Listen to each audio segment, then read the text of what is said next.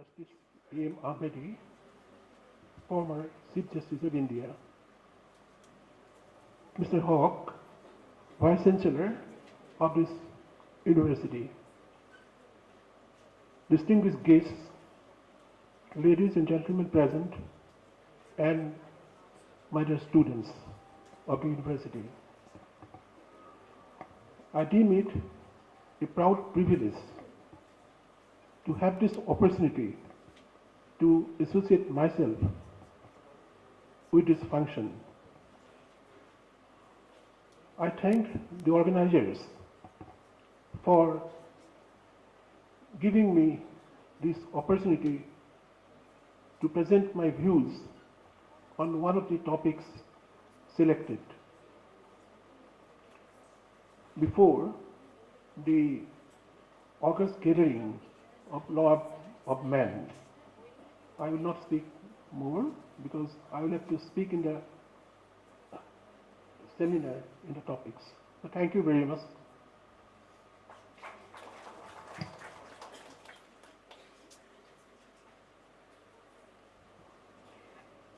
Thank you so much, sir. We are honored to have as guest of honor Honorable Justice P.G. Agarwal, former Judge, Guwahati High Court. I request sir to kindly address us. Honorable Mr. Justice A.M. Ahmedi, former Chief Justice of India, distinguished guests, ladies and gentlemen. I was invited to preside over a particular session over here, so I do not propose to speak much over here. I am told that the law has been introduced in this university about 6 months back only. It is a great privilege that within this period they could have mustered courage to organize a seminar like this. This is for the first time, I think, where the law graduates of the Northeastern region are meeting to discuss on certain topics which are more relevant and important. We are all eager to hear Honorable Mr. Justice Ahmedi today, so I won't detain you much. I only wish everything will be success and we will have a very pragmatic discussion when the sessions are going on. Thank you very much.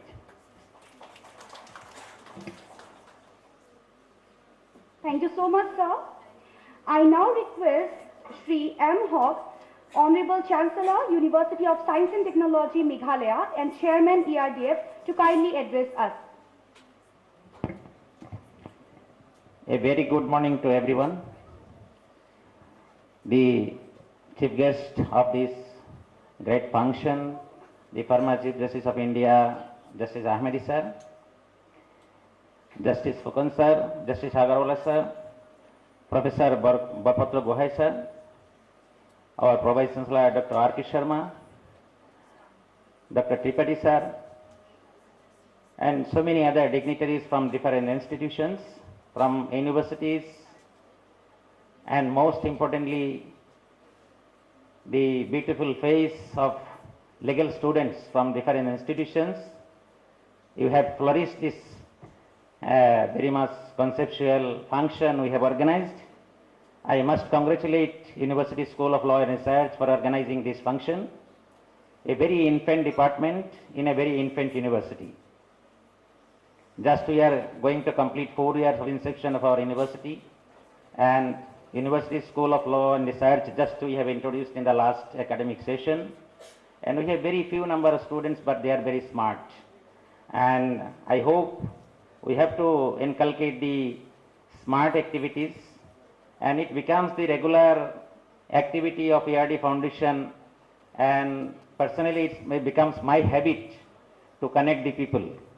And this is one of the initiatives that the deans are who usually come and said that we have to publicize our university, our School of Law, and even he was suggesting that there must be a separate advertisement for the School of Law.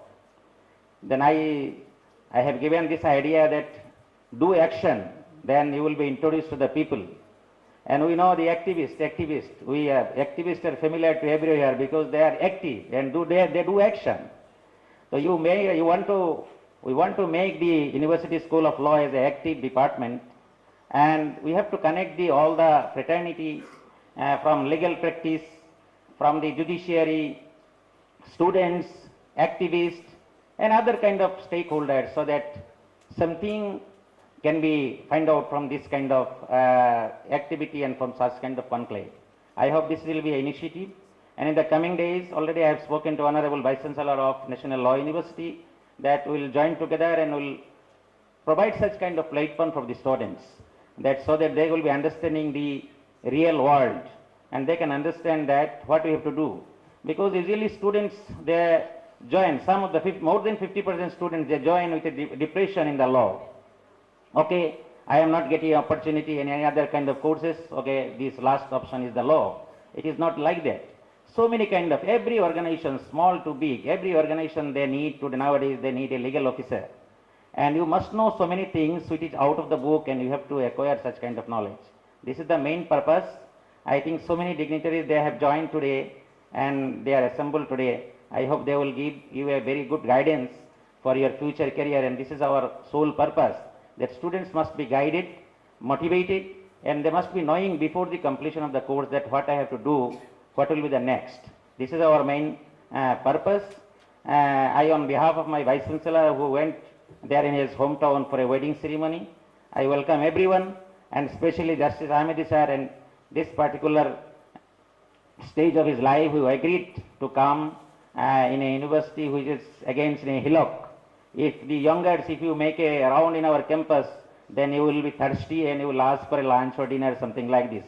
This is the campus like this. So I welcome all the students, and it's my request that before going out, please make a round in our campus and give your feedback. Thank you very much.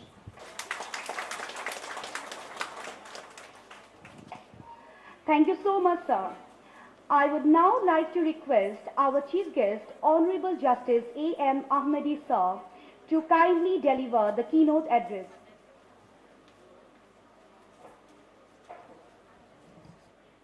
Honorable Chancellor of the University, Mr. Mahbubul Haq,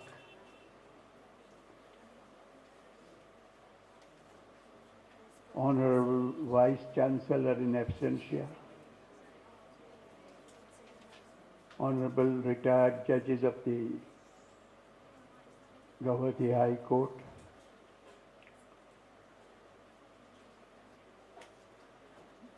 deans and heads of departments of law of the university, large gathering of young students, both ladies and gents.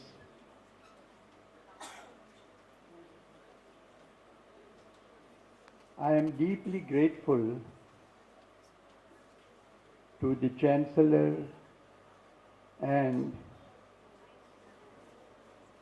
his staff members for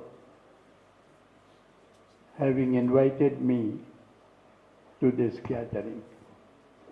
It is a very big gathering, and I am so glad to see that a large number of young ladies are taking to law.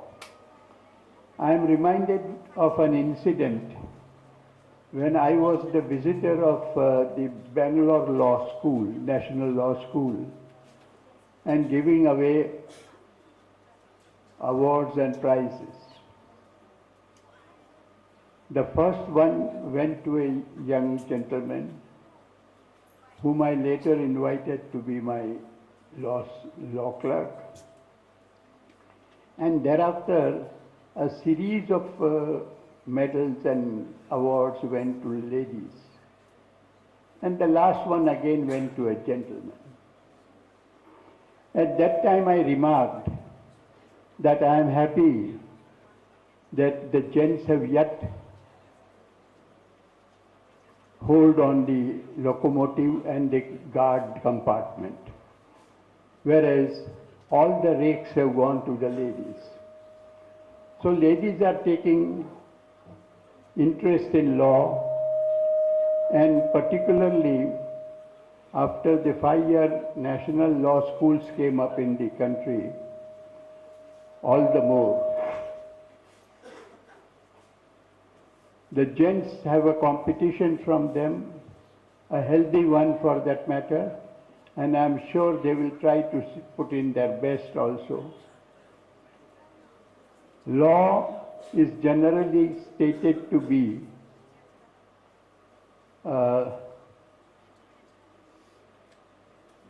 demanding housemaid. It is a subject which requires a lot of attention, lot of understanding, and lot of time consuming. If you happen to read a section, the first understanding will be something which will differ with your second and third understandings. So, law is always an evolving subject, and I'm sure you will enjoy your study of law.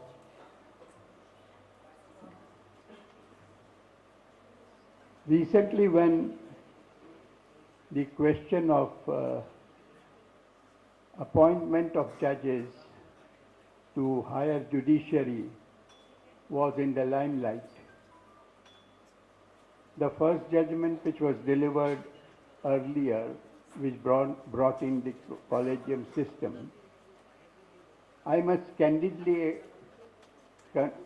convey to you that I was the dissenting judge in that judgment, because I saw that there are going to be many pitfalls, and it will be difficult for conducting that type of an exercise through the collegium without falling into the pitfalls.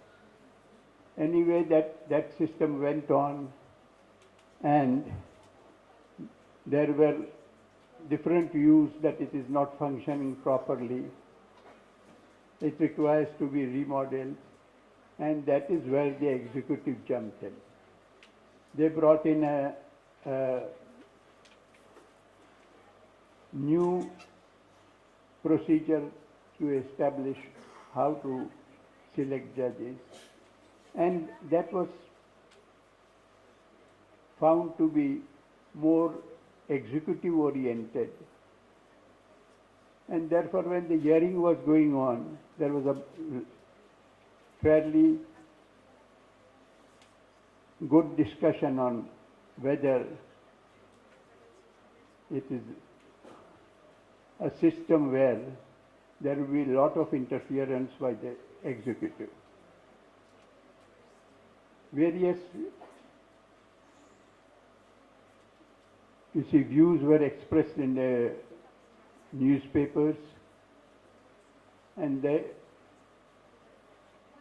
ultimately, I was also called at one of the meetings which was organized by the legal department,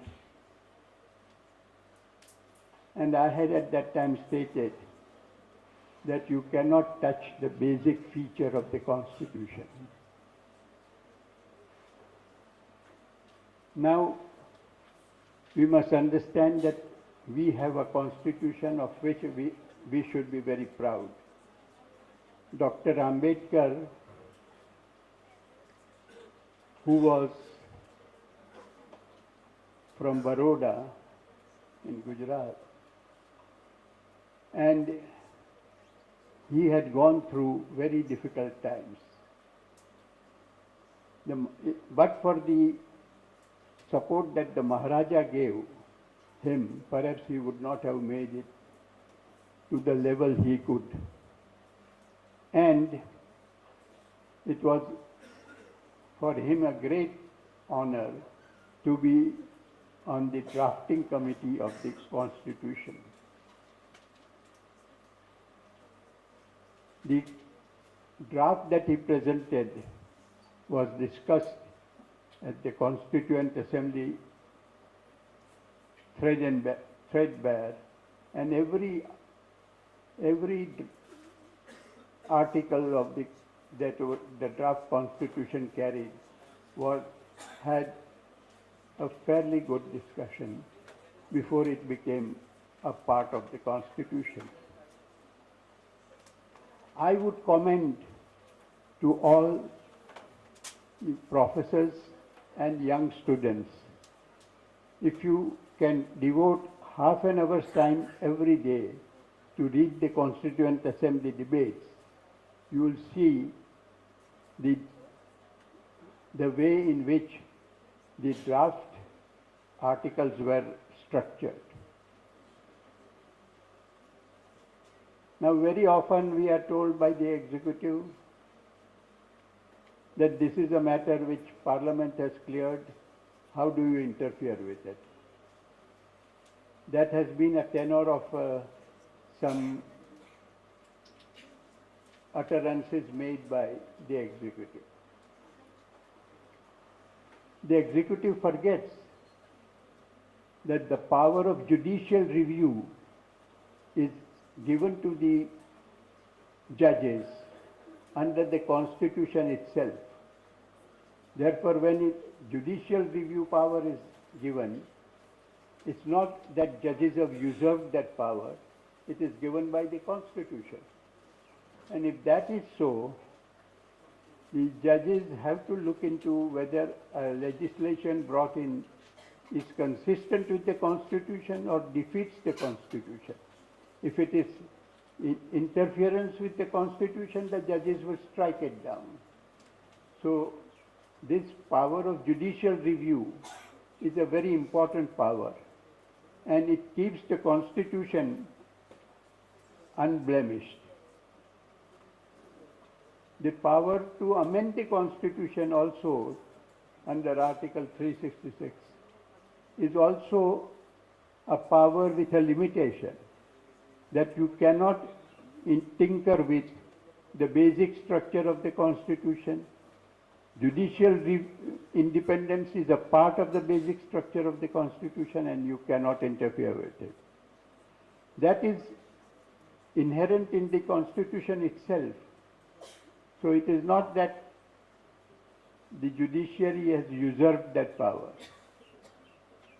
The power is conferred by the Constitution and shall be exercised. And it's the duty of the judiciary to exercise those powers if any legislation is brought which is in contravention of the provisions of the Constitution.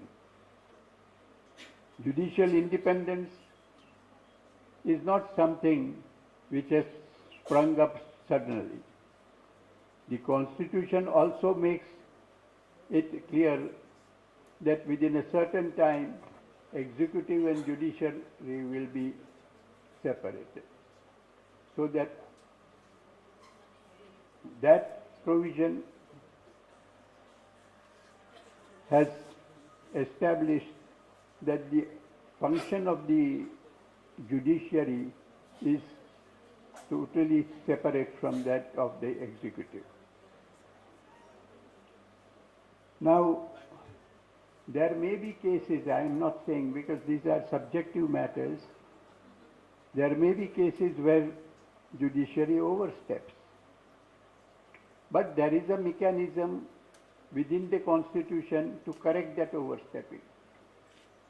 But if the executive oversteps, there is sometimes no mechanism to correct it. What happened during the emergency, we all know. It was very difficult to correct. And I remember, because I was law secretary at that particular point of time when we had to walk on the razor's edge, so to say, because on one side, high courts were taking a certain view. Gujarat High Court always took a particular pro-constitution view, and the executive had a different view altogether. And they thought at that time that they can do anything and anything, because the fundamental rights to approach the courts had been restricted. Now, these are trying times where the judiciary undergoes a very trying situation. And the judiciary has to therefore look at it from the point of view of what is promised to the people, is it being undone? Executive always wants to have power in them. But that is not what the Constitution provides.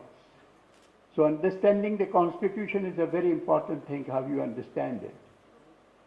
And I can say, I remember there was a very sharp exchange between the High Court and the state of Gujarat when I was Law Secretary, and it fell on me to prepare a note to express what is the correct position in law under the Constitution.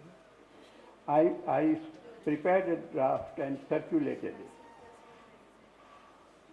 The Chief Secretary put a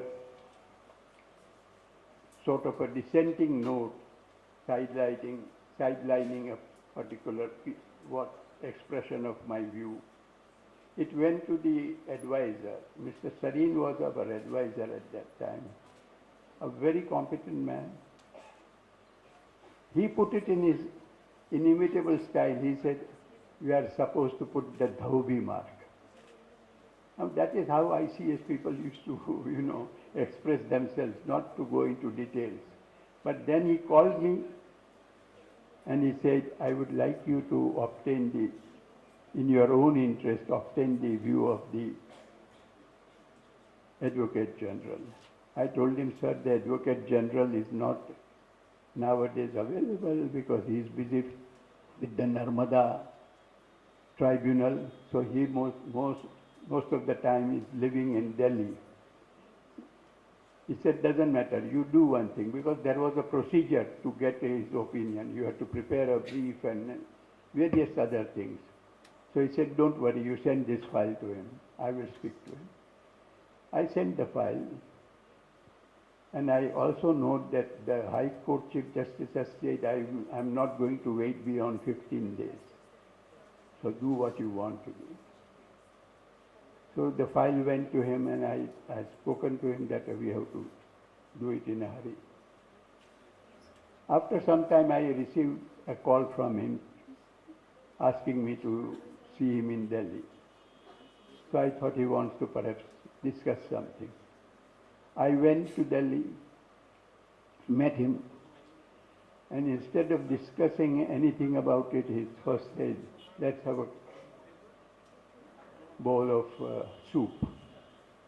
I was a little surprised, but that is how it was.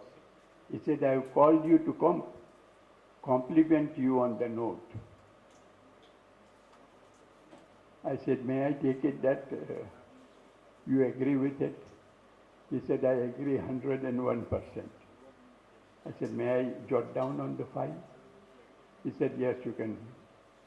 You can say that we met and I have expressed this view." So I wrote down and I took the file back and sent it to the High Court. The Chief Justice gave the note to one of the judges to examine it, a senior judge. And then he told me, "You please go and meet so and so, so and so." I went and met him also.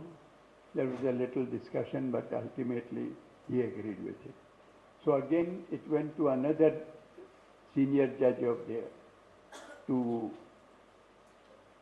reinforce that view. So I again went and met the senior judge, and he also agreed. So that is how a process takes place. It's not that it happens just by a snapping of fingers. Now we must understand, therefore, that when we are examining the constitutional provisions, our approach is different. Our approach is we the people. That's what our approach is. You see, we are in a democratic republic. Now as a nation in a democratic republican constitution, we the people are the sovereigns. And if you see that the sovereign has a very limited voice, when the election comes, the candidate, political candidate goes to the sovereign with folded hands for his vote. That is where the sovereign becomes important. As soon as he has made the mistake of putting his vote in the ballot box, it is he who folds the hands whenever he has some work to go to that elected member. So this is what I find, that we should not, our democracy should not be restricted to elections every 5 years or something like that, but it should be an ongoing democracy. It should have a role, the sovereign should have a role throughout the passage from one election to the next election. It should not be that it's over, now you've done it, you made that mistake, you put it in the ballot box, that's the end of the matter.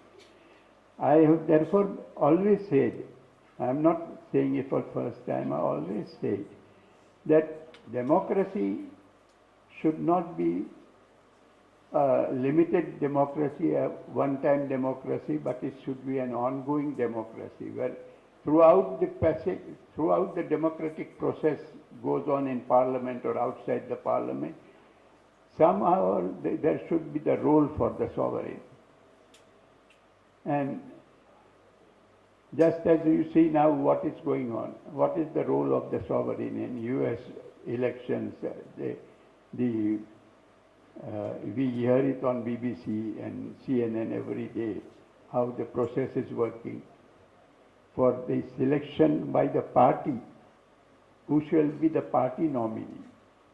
And that is where the whole sovereign process is, conducted in a fashion where the people of the country have a voice in the selection even of the party candidate. Normally we here don't have that anything. The political parties decide who will be their candidates. And sometimes we have people who have no background. I'm not worried about, you see, educational background or all that, but a background where there is decency in the utterances in parliament and an active role played, active positive role played in parliament. What is happening sometimes, unparliamentary statements are made in parliament, and if the party is in majority, nobody is able to condemn them. It goes on. So this is a process, political process. Democracy is ultimately a political process. So the political process, unfortunately, is getting tainted merely because some political party has an overwhelming majority. Their candidates think that they can utter anything and everything in parliament, unlike what is decent behavior.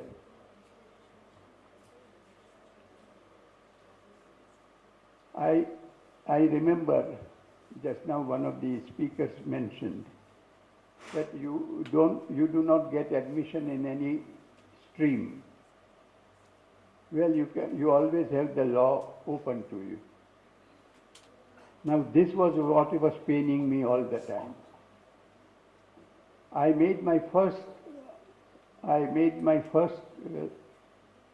lecture in Jodhpur.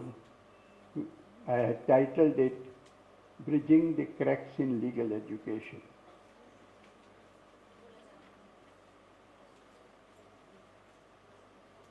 And I always felt that legal education must be put on that pedal where it is not easy just to walk in. Chief Justice Kanya was with me, and when he got up to speak, he said, Justice Ahmadi has been very kind. In fact, it is not, there are no more cracks. It has collapsed altogether. I said, I am an optimist. I see that it can always be repaired.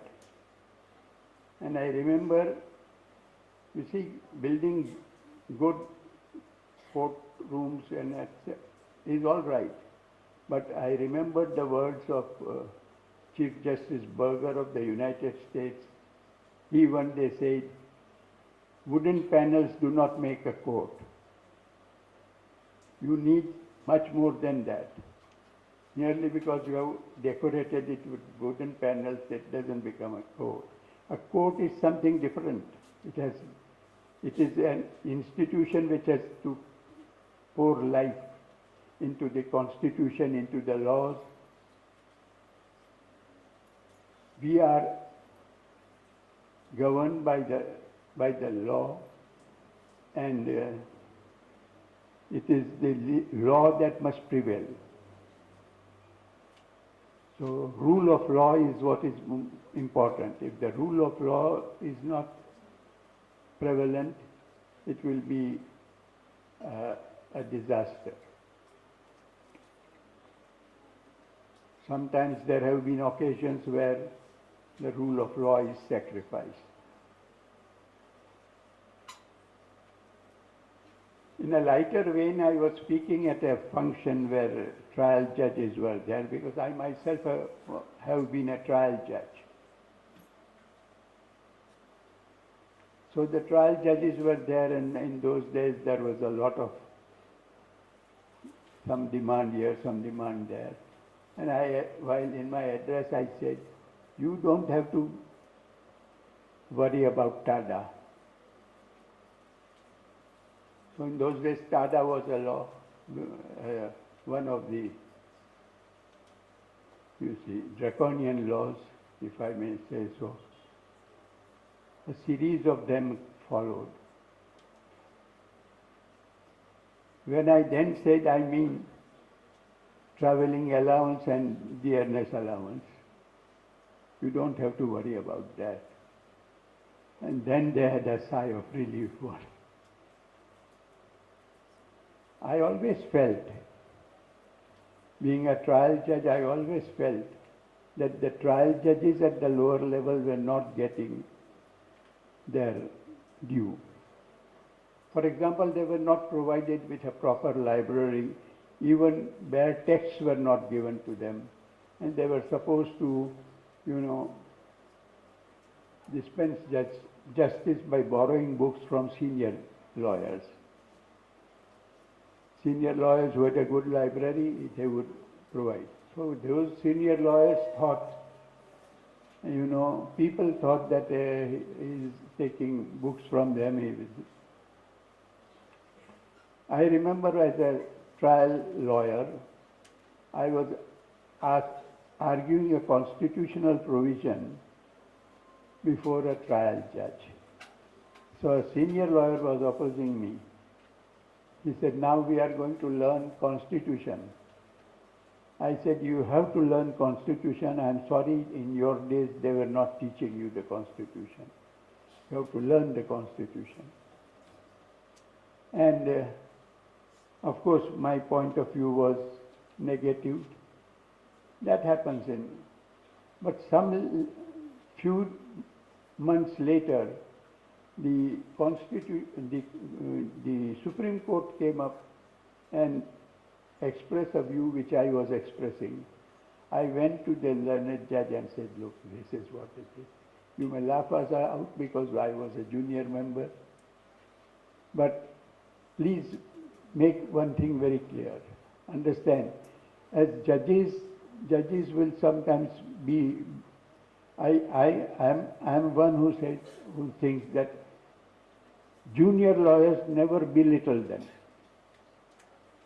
they are the ones who are going to be your backbone later on.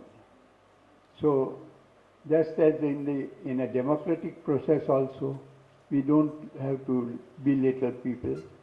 Democratic young people, just now what is happening, you see, recently what happened in Delhi, with a young man having said something. It would not occur to me that you put the young man into jail or anything. You have a large heart. They are students after all. And you don't behave in that fashion with them. Even if they have made that type, a statement which is not proper. But the younger generation has to be treated a little differently. They are going to be your backbone later on. You encourage the youngsters to express themselves. But yes, they also must maintain a certain standard in expressing themselves.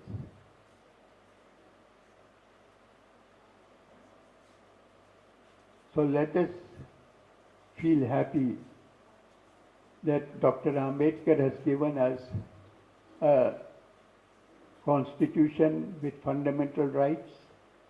I now want to touch on one aspect only, an academic aspect from the constitution.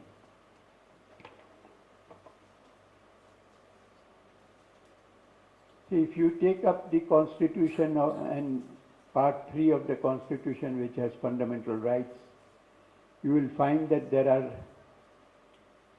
certain conferred rights, certain rights which are virtually inherited,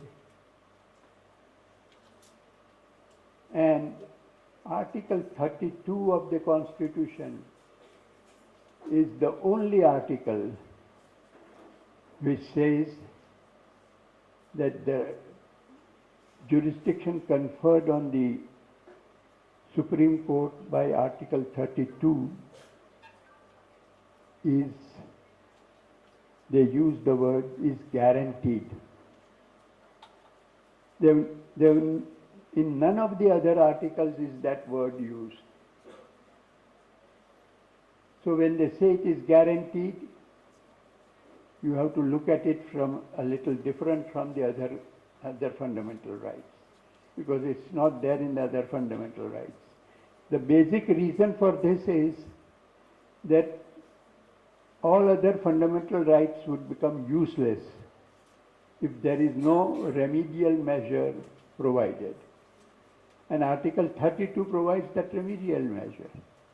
If a fundamental right is violated, a person can go to the Supreme Court and say, exercise the right under Article 32A because my fundamental right is violated, and restore my fundamental right. That is, it's an expeditious remedy which has to be, exercised by the Supreme Court to ensure and uphold the fundamental rights. Now, supposing something has happened in the country and that is being questioned, then a petition is moved under Article 32. Then the approach towards that petition has to be different from any other petition, where under Article 226, the jurisdiction of the High Court is limited, and this jurisdiction of the Supreme Court is very wide. It can give any direction, whatever it likes. So, sometimes I find that the Supreme Court, instead of exercising jurisdiction, say, go exhaust your remedies. Now, that is not what is contemplated by Article 32. If that were so, why say it is guaranteed? Once it is guaranteed, you have to exercise your jurisdiction. And clause 3 of that article itself says that Parliament can by law give the same jurisdiction to any other court, or by law it can do. But the Supreme Court cannot just say go to the exhaust your remedy, because that would be a delayed procedure. Fundamental right is violated. It's not a joke, it's a serious thing. You see? And therefore, a very serious approach is required by the Supreme Court itself. I want to be a little clear about it, though I might be sounding a little note of dissent. But I want to sound it. I have no hesitation about it. So, I would now request the Dean of the Faculty of Law of this university that please organize some dialogues between students for, against, on certain important issues. Let them study it and then have a dialogue. So that will help sharpening their minds. It is necessary to sharpen the minds of the students. So, I do not think I have anything more to say, but if anyone wants to ask any question, feel free to do it. And I thank you, Mr. Chancellor, and thank you of the academic bodies of the university for giving me this opportunity to be in the company of young girls and boys who are going to be our future in time to come. Thank you.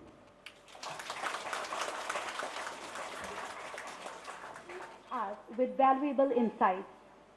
I now request Dr. Alaka Sharma, Dean, Students' Welfare, USTM, to kindly propose the vote of thanks. Honorable Lordship, Justice A.N. Ahmadi sir, Honorable Justice P.G. Agrawal sir, Honorable Justice P.C. Fukan sir, Dr. R.C. Borpatra Gohain, Dean and Head of the Department of School of Law, Dr. D.K. Mahanto, Dr. V.P. Tiwari, Dr. S. Kanojina, and Dr. B.K. Chakravarti, Honorable Vice Chancellor, Honorable Pro Vice Chancellor, legal luminaries, academicians, students, and Dean of School of Law. A very good afternoon to everybody. First of all, I would like to offer my sincere vote of thanks and acknowledgement and gratefulness to His Lordship Justice Ahmadi. He has beautifully pointed out the importance of Constitution and what is Constitution all about. Recalling the contribution of Dr. B.R. Ambedkar, he has said that wooden panels do not constitute courts. I'm sure students have a lot to learn from this. He has highlighted what is the importance of Article 32, Article 32, and the importance of fundamental rights in our day-to-day life. Sir, thank you very much for gracing the occasion, for guiding us, for giving a very thought-provoking speech. I would like to offer my sincere vote of thanks to the two lordships present here. Both the justices have proved that silence is more eloquent than words. I'm sure that as judges, they are used to hearing the arguments and counter-arguments, and so much discussion is going on. Finally, when the judgment comes a very small to few lines. In few lines, Justice Agrawal and Justice Fukan have told us what it means to be a good legal professional and what it means to be a good legal luminary. I am thankful to you, sir, very much. If I do not mention our own Chancellor in my vote of thanks, I will be failing in my duty. Sir, thank you very much for giving us a good platform. Indeed, USTM and USLR are a very good platform for young budding lawyers and for people like me also to experience the thrill of teaching, the thrill of learning new ideas, the thrill of meeting new people, and the thrill of being inspired. Thank you very much, sir, for providing that environment and also for giving us an opportunity to interact with the former Chief Justice of India, Mr. Justice Ahmadi, sir. My special thanks to dear Professor and Dean Ramesh Borpatra Gohai, sir. Dear students, you must be knowing that in good old days, we had emperors and kings. But we were not citizens, we were subjects. It is the constitution that gives us the right to be a citizen, and Dr. Borpatra Gohai has very ably pointed out the importance of the constitution and what it means to be the citizens in today's world. Thank you very much, sir. Our Dean of School of Law in the introductory speech has highlighted everything very beautifully and has organized the function very well. Thank you very much, sir. Our law students also performed a very beautiful song, welcome song in the beginning. Thank you very much, all students. And dear students who have come from different parts and our own students, my dear colleagues, thank you very much for your valuable presence. And with these few words, and the last one more sentence, that our Indian jurisprudence system is based on the principle that let 100 criminals be set free, but not one innocent should be involved in the crime. One innocent should be booked under as a criminal. So this is a jurisprudence system that we have got. Times have changed. Perhaps we require some changes in this.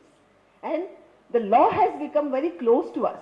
The Right to Information Act, the Right to Education Act, people's public interest litigation, these are the different forms through which the law has come very close to us. So as Justice Ahmadi says, the young minds, the young boys and girls have a long way to go, and I wish you all the best. Thank you very much, Lordships, and thank you very much, students.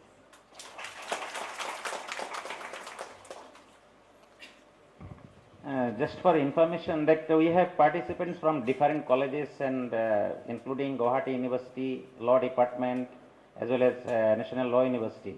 From the next year onwards, we will jointly organize this conclave, and as suggested by Justice Ahmedi sir, that there will be a young parliament, or we can say youth court, so many kind of such environment we can create practical exposure for the students.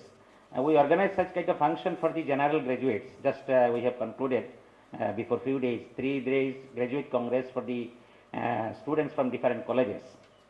Same kind of environment will create for the graduates students from law, and I think in the evening the coordinators from different colleges will sit together for some period, so that this conclave may be a kind of mobile conclave, and it can be organized next time the National Law University, then next year it can be in the Guwahati University. This way we will discuss with different coordinators from different colleges, so that this will be continuing, and it will be practical as well, just not only just giving addresses by the speakers and not any participation from the students. Hopefully it will be done by the evening today, and it will be announced in the evening, so that next time with preparation students can come and we can organize such kind of events for the useful of the students. Thank you very much.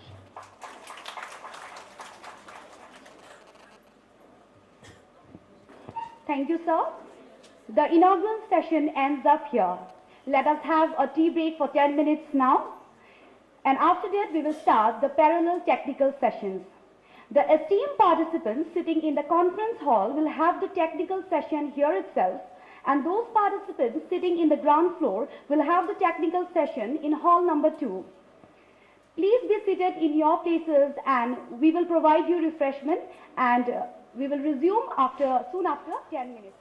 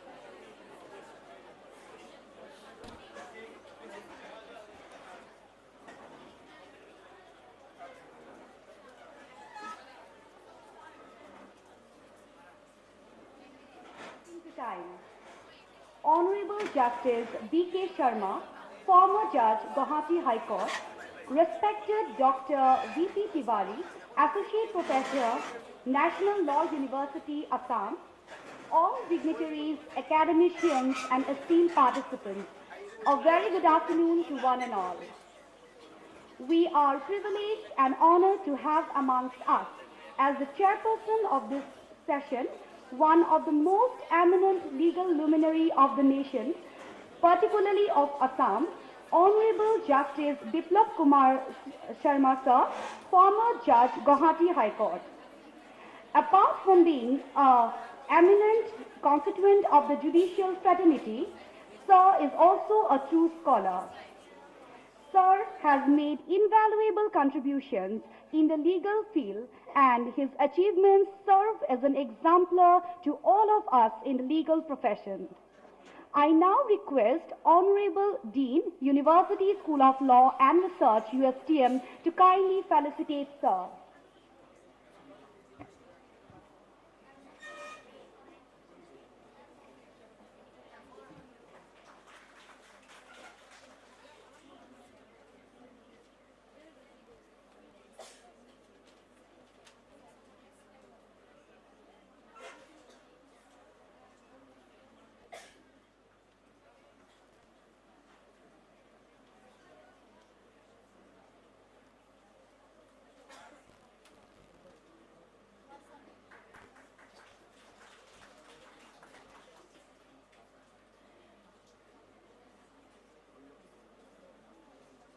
Thank you, sir.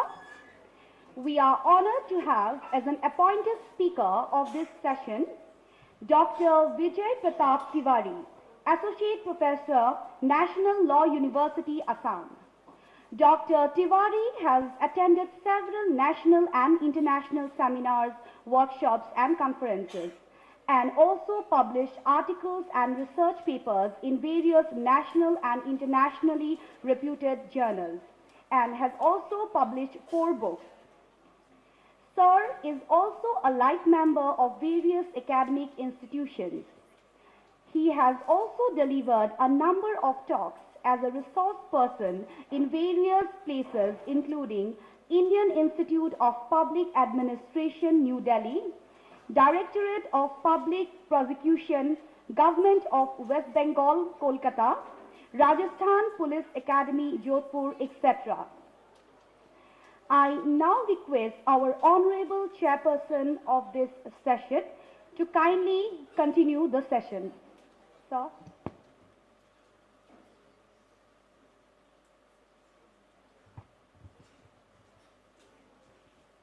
Good afternoon. Sitting here, I am a bit emotional, thinking of my 19 years of stint as a lecturer in the Department of Law, Guwahati University. I was associated with the law teaching in the Department of Law from 1984 to 2003, when I had remitted office to join the Guwahati High Court as a judge. Amidst you, the law students, the law professors, my good friends, Anil Sinha, B.K. Bhattacharjee, Chakraborty, seeing all of you, I am extremely happy and delighted. After a fruitful session, first session, now we are in the second session, and the discussion will center around the parliamentary supremacy and independence of judiciary. I was wondering as to whether the parliamentary supremacy should be called